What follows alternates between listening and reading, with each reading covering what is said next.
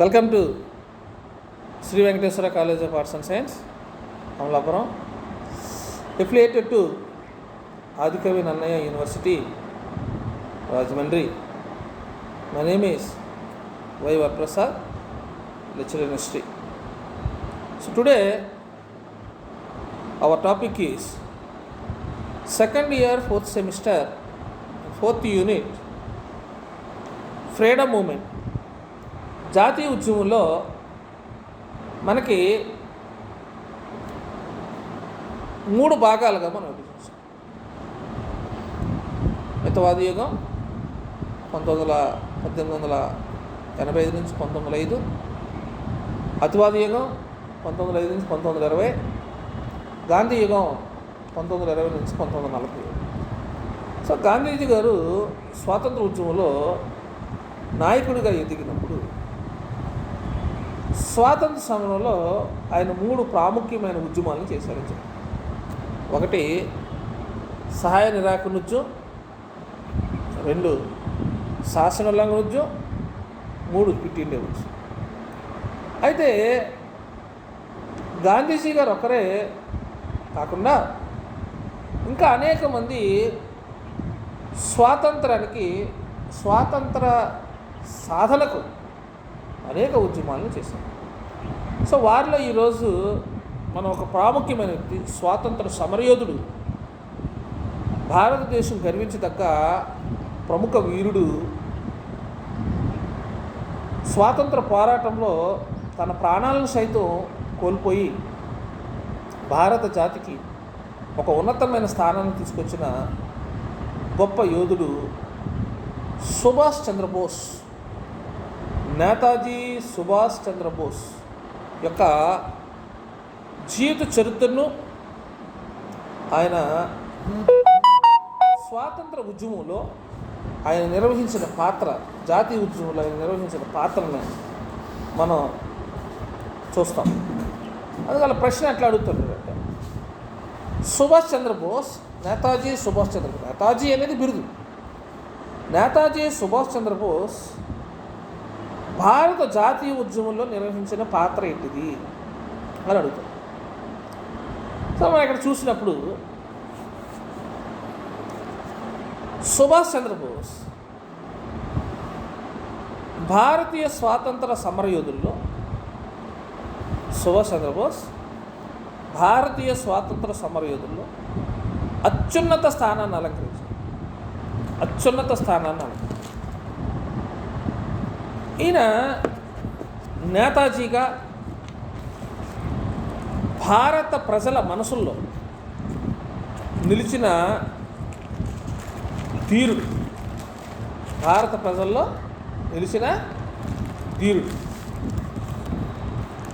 ఒక ప్రత్యేక తరహా నాయకుడు అవటం వల్ల భారత ప్రజల మనసుల్లో చిరస్థాయిగా నేటికి నిలిచిపోయాడు ఆయన. ఆయన అంటే భారతీయులకు అమితమైన గౌరవం.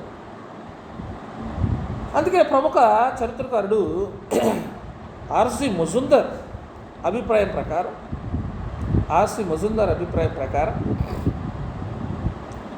భారత స్వాతంత్ర ఉద్యమంలో గాంధీ తర్వాత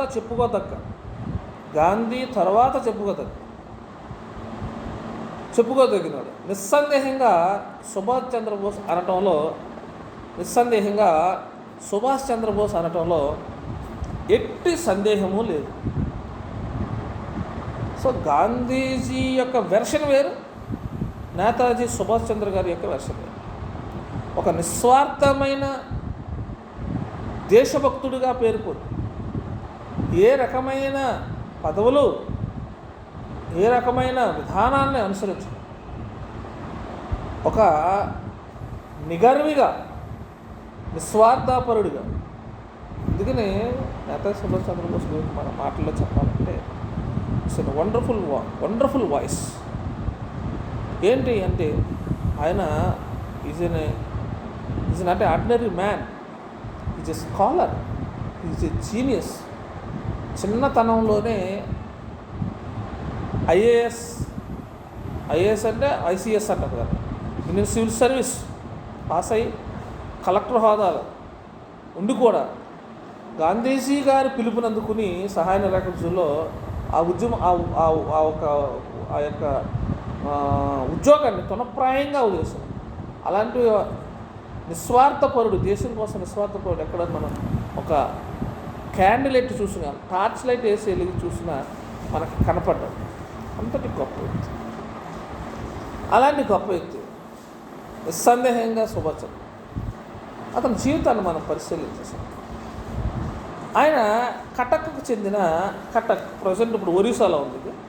ఒకప్పుడు బిఫోర్ ఇండిపెండెన్స్, స్వాతంత్రానికి ముందు ఇది బెంగాల్ రాష్ట్రంలో ఉంది. ఆయన కటక్కు చెందిన జానకీనాథ్ బోస్ కుమారుడు. ఆయన జన్మతః దేశభక్తుడు. ఆయన చిన్నతనం నుండి తన దేశానికి కానీ తన దేశీయులకు కానీ చిన్న చూపు చూడటాన్ని సహించేవాడు కాదు. ఆయన కలకత్తా కాలేజీలో చదువుతున్న సమయంలో విద్యార్థి నాయకుడిగా సమ్మెలు జరిపాడు. నాడు కళాశాలలో పనిచేసే ఒక అధ్యాపకుడు భారతీయ విద్యార్థులను చులకగా చూశాడు. ఈ సందర్భంగా బోస్ ఆయన్ని గట్టిగా హెచ్చరించాడు. దానికి పరిణామంగా సుభాష్ 2 సంవత్సరాల కళాశాలని సస్పెండ్ చేయడం కుదరదు. చురుకైన విద్యార్థిగా ఆయన పరీక్షలందు ఉత్తీర్ణుడయ్యాడు. కానీ అదే సమయంలో గాంధీజీ జరుగుతున్న సహాయ నిరాకరించమని చేరి తన ఉద్యోగాన్ని కూడా ఐసీఎస్ ఉద్యోగాన్ని కూడా.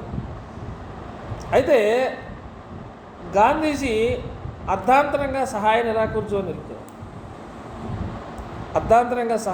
నిలుపుదల చేయటం వల్ల ఆయన స్వరాజ్య పార్టీ కార్యకలాపాల్లో చిత్తరంజన్ దాస్కి, మోతీలాల్ నెహ్రూకి సహాయ సహకారాలు అందించారు. చిత్తరంజన్ దాస్కి సుభాష్ అన్న చాలా ఇష్టం. సిఆర్ దాస్ అన్న, చిత్తరంజన్ దాస్ అన్న ఒకటే. కలకత్తాలో ఉన్నప్పుడు బోస్ని కార్యనిర్వహణాధికారిగా నియమించారు. ఆయన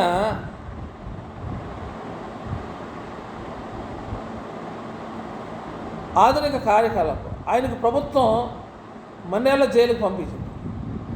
బెంగాల్లో సుభాష్ చంద్రబోస్ని మిక్కిలుగా ఆయన్ను జైల్లో ఉండగానే బెంగాల్ విధాన మండలి సభ్యుడిగా. సో ఈ రకంగా అతను రాజకీయాల్లో చురుగ్గా పాల్గొన్నాడు.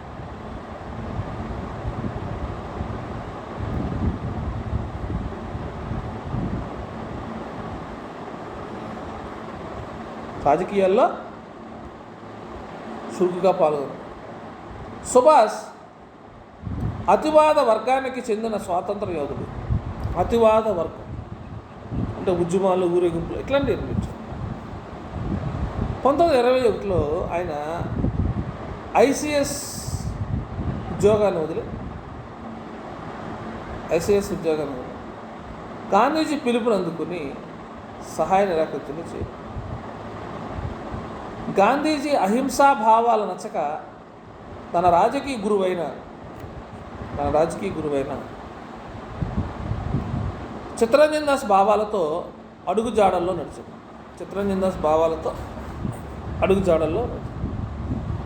1921 నుండి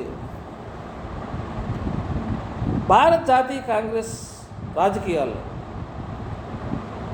భారత రాజకీయాల్లో కీలక పాత్రను పోషించారు. ఆయన స్వచ్ఛమైన, నిర్మలమైన, దాపరకరం లేని భావాలు కలిగిన రాజకీయ నాయకుడు. So no doubt about it. It's anywhere, any place is a purity. ఎక్కడా కూడా దొంగ రాజకీయాలు అనేది it's a fair and transparent leader. Fair and transparent and accountability. అంత గొప్ప వ్యక్తి. ఈయన గాంధీజీ సహాయ నిరాకరించడం నిలిపేసిన సందర్భంలో గాంధీజీని తీవ్రంగా విమర్శించారు. ఎక్కడో చిన్న సంఘటన జరిగితే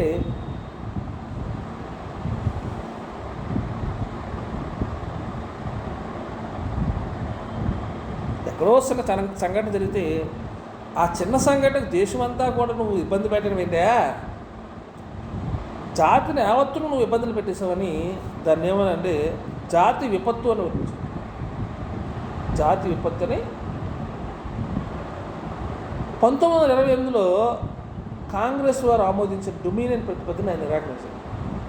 యూస్ఫుల్. ఇంకా డొమినియన్ ప్రతిపత్తి ఏంటారు నాయన? 300 సంవత్సరాల పాటు బ్రిటిష్ వాళ్ళు భారతదేశాన్ని పరిపాలన చేశారు. ఇంకా డొమినియన్ డొమినియన్ డొమినియన్ అంటే ఎడుతారేంటి? We wants full freedom. అన్ని పార్టీలు ఆమోదించిన ఢిల్లీ మేనిఫెస్టో సంతకం చేయడానికి ఆయన ఒప్పుకోలేదు. ఎందుకంటే డొమినియన్ స్టేటస్ అన్నా బ్రిటిష్ పరిపాలించిన ఒకటే. యజమాని బ్రిటిష్ వాడు అయినప్పుడు నీకు తాళం చేతులు ఇస్తే ఏం సుఖం ఏముంటుంది?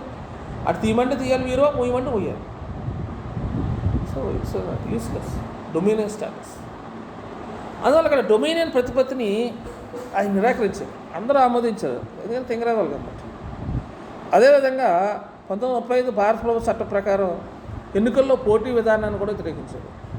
ఏం చేస్తారు ఎన్నికల్లో పోటీ చేసి? పెద్ద పెద్ద పోస్టులన్నీ, పెద్ద పెద్ద పోర్ట్ఫోలియో అన్నీ బ్రిటిష్ వాళ్ళ చేతుల్లో ఉంటే నువ్వేం చేయగలవు? ఓకేనా? సో అలాగే కాంగ్రెస్ మంత్రివర్గం ఏర్పడడం వల్ల ఒరిగేది ఏమి లేదు, ప్రయోజనం ఏం లేదు. ఏం చేస్తావు నువ్వు? అందువల్ల ఏ రకమైన ప్రయోజనం? ఆ విషయం రెండో ప్రపంచ యుద్ధ సమయంలో కాంగ్రెస్ మంత్రివర్గాల రాజీనామా ద్వారా స్పష్టం అంతే. సో అందువల్ల it's a great scholar, genius. ముందు జరగబోయేవి కూడా చెప్పగలిగే అంత తెలివైన వ్యక్తి. లేకపోతే అంత పరీక్ష ఐసీఎస్ వన్ షాట్లో విన్ అవ్వగలిగేవాడు ఎట్లా వస్తాం? సో అందువల్ల ఏంటంటే ఆ విషయం రెండో ప్రపంచ యుద్ధ సమయంలో కాంగ్రెస్ మంత్రులకు రాజీనామా వద్దన్నాడు. ముందు ఎన్నికలకు వద్దయా అన్నాడు, కానీ వెళ్ళారు, మంత్రులు అయిపోయింది. కానీ వీళ్ళ మాటినవాడు అవడలేదు. 1933లో మరలా గాంధీ శాసనోల్లంఘనతో నిలిపేయటం కూడా ఆయన విమర్శించారు. మళ్ళా 1933లో శాసనోల్లంఘన కూడా నిలిపేశారు. ఇది కూడా విమర్శించారు. ఎల్బా నుంచి అక్కడికి 1935లో సుభాష్ ఇండియన్ స్ట్రగుల్ అనే గ్రంథాన్ని రాసి అందు తన రాజకీయ భావాలని ప్రకటించాడు. ఈ గ్రంథాన్ని ప్రభుత్వం నిషేధించి ఆయన నిర్బంధించి బొంబాయి నుండి కలకత్తా పంపి గృహ నిర్బంధంలో ఉంచింది. బొంబాయి నుండి కలకత్తాకి పంపేసి గృహ నిర్బంధంలో పెట్టింది. త్రిపుర కాంగ్రెస్ ఫార్వర్డ్ బ్లాక్ స్థాపన. త్రిపుర కాంగ్రెస్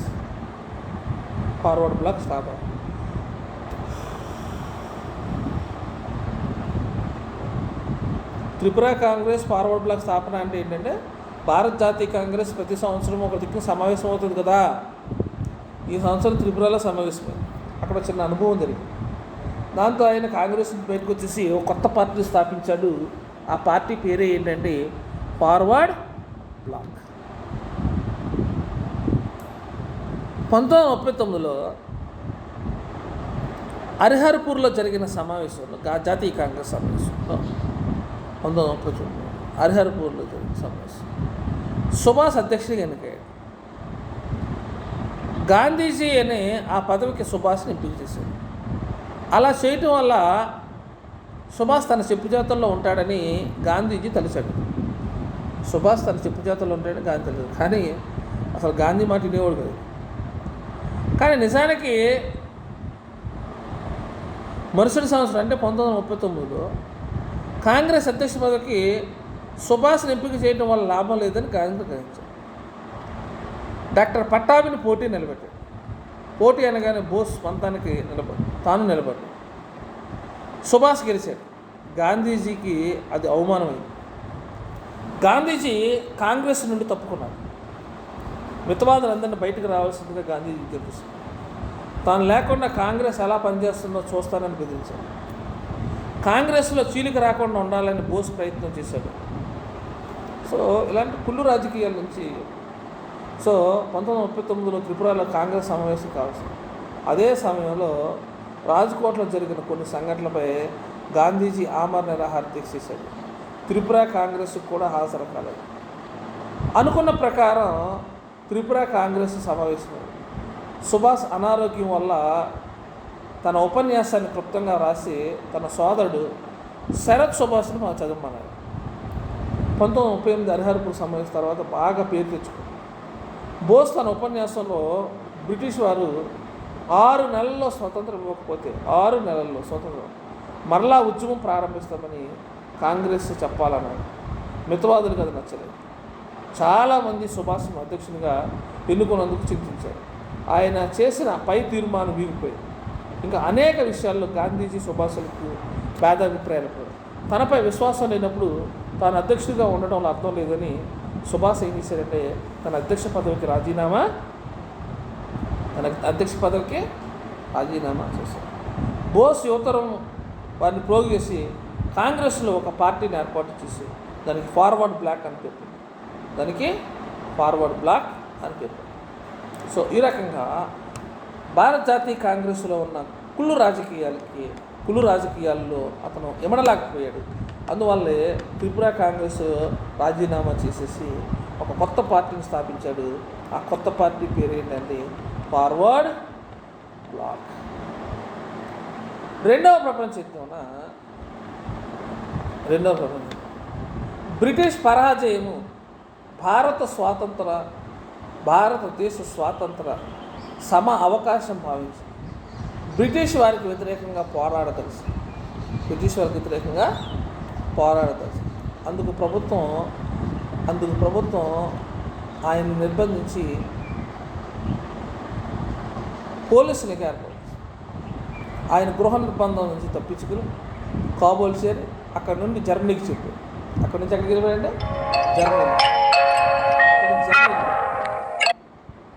అక్కడి నుంచి జర్మనీ వెళ్ళిపోయాడు. బెర్లిన్ రేడియో ద్వారా భారతీయులకు సందేశాలు ఇచ్చి ప్రపంచంలో దిగ్భ్రాంతి చేశారు. అచ్చటి నుండి జపాన్ చేరుకున్నాడు. ఆజాద్ హింద్ ఫౌజ్ జపాన్లో ఇండియన్ ఇండిపెండెన్స్ లీగ్ స్థాపకుడైన రాస్ బిహారీ బోస్తో సంప్రదించి జపాన్ ప్రభుత్వం వారి సహకారాన్ని పొందటానికి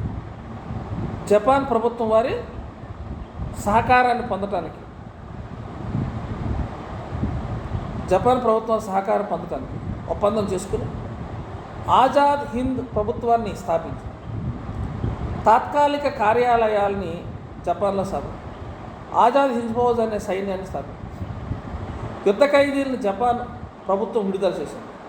విడుదలైన భారతీయ సైన్యాల్లో కెప్టెన్ మోహన్ సింగ్ వీరికి శిక్షించి 1943లో బోస్ ఇండియన్ నేషనల్ ఆర్మీకి సర్వసేనానిగా అధికారం చెప్పారు. సైనికులకు చలో ఢిల్లీ అప్పుడే ప్రారంభమైంది ఈ స్లోగన్, చలో ఢిల్లీ జై హింద్ అని ఆహార పదార్థాల సైన్యానికి సహాయం పొంది జపాన్ ఆక్రమించి ఇండియా చెందిన ప్రాంతాలను బోస్ కప్పగా వాటిని స్వాధీనం చేసుకుని బ్రిటిష్ యుద్ధాన్ని ప్రకటించింది. 1945లో హిరోషిమా నాగసాకిలో బాంబు వర్షం కురిశారు. మిత్ర రాజ్యాలు జపాన్ను ఓడించారు. దాంతో బోసుకు ఆశించిన సహాయం అందలేదు. దీంతో ఆయన అచ్చటి నుండి నిష్క్రమించారు. ఇండోనేషియాకి జపాన్కి పోవడంతో విమాన ప్రమాదంలో బోసు మరణించడం. మజుందార్ మాటల్లో చెప్పాలంటే సుభాష్ ఎంతటి స్వాతంత్ర సమరయోధుడు అంటే బ్రిటిష్ వారు అతన్ని తమ బద్ధ శత్రువుగా ప్రకటించడం జరిగింది. సో ఇది మనకి నేతాజీ సుభాష్ చంద్రబోస్కి సంబంధించిన క్వశ్చన్. చాలా ప్రాముఖ్యమైనది.